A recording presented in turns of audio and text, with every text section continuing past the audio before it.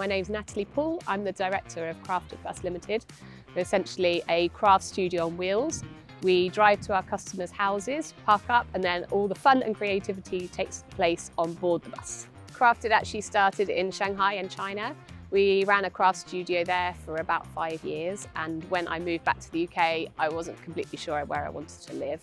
So I decided a mobile craft studio would work really well, and as such the Crafted Bus was born.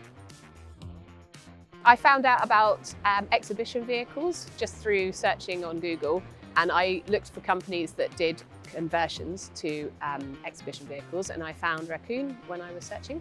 I sent them an inquiry and it was responded to really quickly. I had a Teams meeting within the next couple of weeks, and I found that Teams meeting really helpful because I didn't really know if a conversion like this would be within my budget. They answered all my questions very thoroughly. I got a quote quite quickly, and since I've been working with them, the team have been really responsive to all of my inquiries and all of my many questions. I love it. It looks amazing. It's like an upgraded version of my previous Crafted Bus. The graphics on the outside are like a modern take on what we had previously.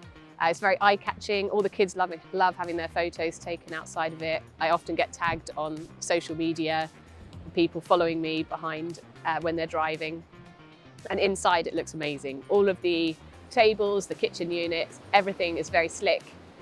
Wipe clean, which is super helpful with most of our crafts. The cushion covers are wipe clean, which saves a big job every week.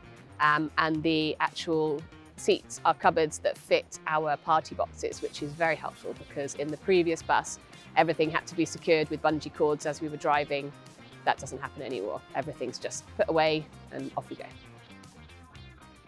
Absolutely. In fact, I already am using them again. We have a second Luton van that's being worked on at the moment.